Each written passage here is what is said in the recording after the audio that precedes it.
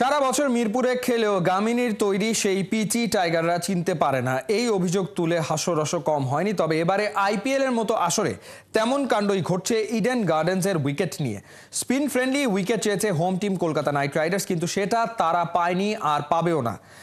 এ নিয়ে রীতিমতো আগুন ধরে গেছে সোশ্যাল মিডিয়ায়। খালিদ জামিলের রিপোর্টে বিস্তারিত।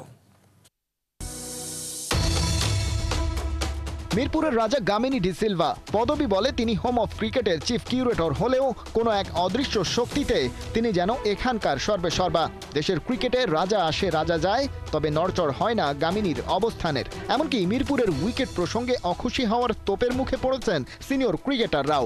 কেবল অকপটে কথা বলতে পেরেছেন দুনিয়ার কাউকে কেয়ার না করা সাকিব আল হাসান। 10-15টা ম্যাচ খেলে এরকম পিচে যে কোনো একটা ব্যাটসম্যান হলে তার ক্যারিয়ারটা শেষ হয়ে যাবে, এটা খুবই স্বাভাবিক। মিরপুর নিয়ে স্বাগতিক ক্রিকেটারদের যে হাল, তার সাথে এবারে খানিকটা মিল পাওয়া যাচ্ছে আইপিএল এর দল কলকাতা নাইট রাইডার্সের। তাদের হোম গ্রাউন্ড ইডেন গার্ডেন্সের উইকেট স্পিন বান্ধব হবে, এমনটাই ছিল তাদের প্রত্যাশা।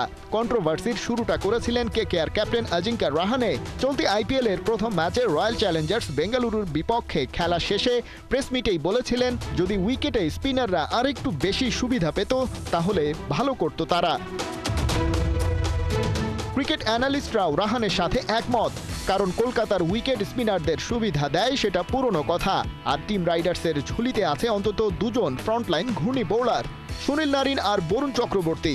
কিন্তু আরসিবির বিপক্ষে সেই ম্যাচে দুজনের কেউ তেমন ইম্প্যাক্ট ফেলতে পারেননি। রাহানের মন্তব্যের পর সোশ্যাল মিডিয়ায় রীতিমতো আগুন ধরিয়ে দিয়েছে কেকেআর ফ্যানবেজ। ট্রেন্ডিং করে তুলেছে শেম অন সিএবি। তার কারণ ইডেন গার্ডেনের উইকেট সংক্রান্ত সমালোচনা ইস্যুতে মুখ খুলেছেন সেখানকার curator Sujan Mukherjee. One India বাংলাকে তিনি বলেছেন, ভারতের ক্রিকেট বোর্ড কিংবা ফ্র্যাঞ্চাইজ কলকাতার পক্ষ থেকে কোনো অভিযোগ জানানো হয়নি। তিনি বিসিসিআই এর গাইডলাইন মেনে উইকেট বানিয়েছেন এবং পরের ম্যাচগুলোতেও তাই করবেন।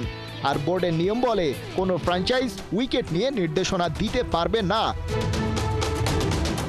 ইডেনের উইকেট হাতের তালুর মতো চেনা সাবেক লোকাল ক্রিকেটার এবং কোচ সৌরশিস লাহিড়ির বলছেন, এখানকার উইকেট চাইলেই বদলে ফেলা যায় না রাতারাতি। মাটি উন্নত এবং কম্প্যাক্ট, যেটায় পানি না পড়লে আরও পোক্ত হয়। তার চরিত্রে পরিবর্তন আনা মুশকিল। তাই বোঝাই যাচ্ছে, যতই সমালোচনার বান আসুক, কলকাতা তাদের মনের মতো উইকেট এবারের আইপিএলে ইডেনে এসে না পাওয়ার সম্ভাবনাই বেশি। এই মাঠে তারা ফের নামতে যাচ্ছে এপ্রিলের 3 তারিখ সানরাইজার্স হায়দ্রাবাদের বিপক্ষে। খালিদ জামিল, 71।